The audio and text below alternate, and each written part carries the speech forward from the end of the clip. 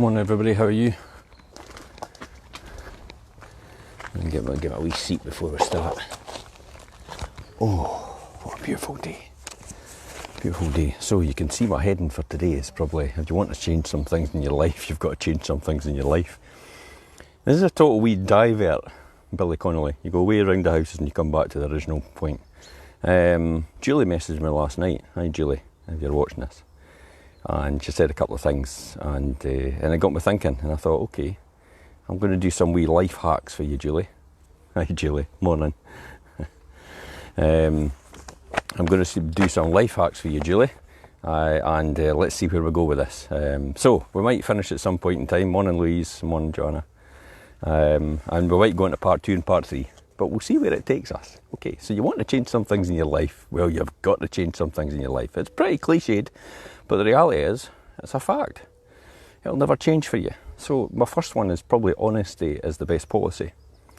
You'll never really be able to improve your situation unless you admit to yourself that you need to improve it. Don't pretend everything is okay when it's not okay. You need to really take full responsibility for your life up to this point. Admit it, understand it, and stop kidding yourself. Morning, David.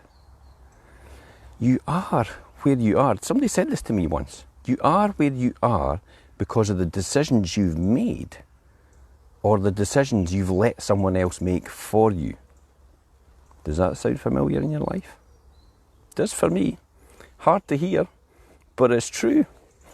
I used to blame everyone else for where I was, but the reality was it was me. Morning, Julie. Morning, Anne-Marie. Get fed up. And I don't mean the food type.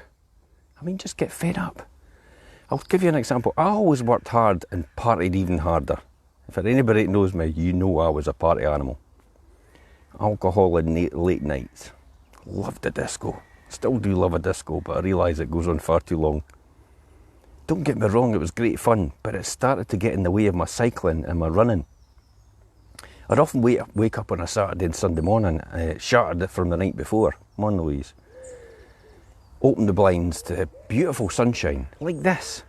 It was like this, it was absolutely beautiful, gorgeous day, nice and quiet. But I started to notice in time that I wasn't really match fit to go out and do anything. And then by the time I was match fit, it was raining or it was cloudy and it was just rubbish. And I just really got sick and tired. So over a period of time, I just got sick of not being match fit. So I literally stood up one day and went, right, I've had enough. I'm just never going to drink again. And I didn't. If you had told me that 5 years ago, I would say you were talking pish. But for some reason, I just got sick and tired of being sick and tired. You can be pulled by your dreams, or you can be pushed by your circumstances. And I think at that point in time, it was a bit of both for me. Remember to ask better questions.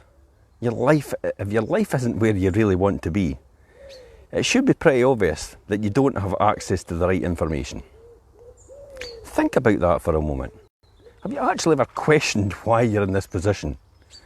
Or do you just wander aimlessly throughout life in some sort of daze? I think most people do. I did. It's amazing when you actually start to think about that. Probably the latter, yeah, and you're in good company because I did as well. Great questions lead to great answers.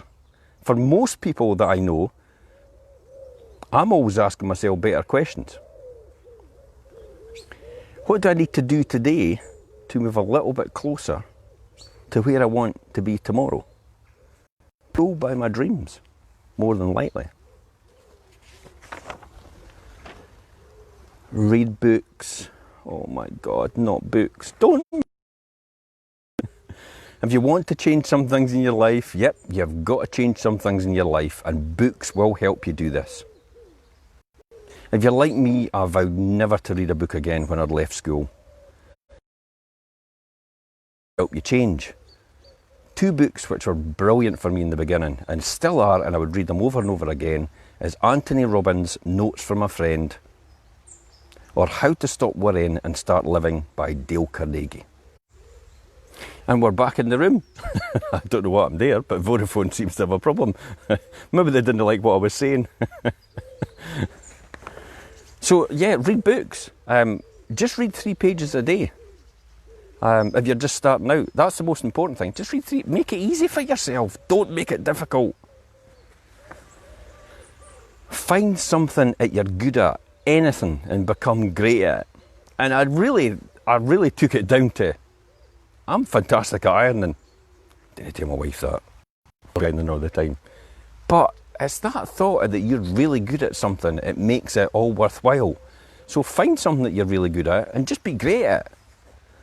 It makes you feel better. It makes you feel mentally better because you're really good at it. I was very analytical and loved numbers and finance. So I became an accountant because I loved it so much. It wasn't a chore. When you find something that you're really good at and you work to become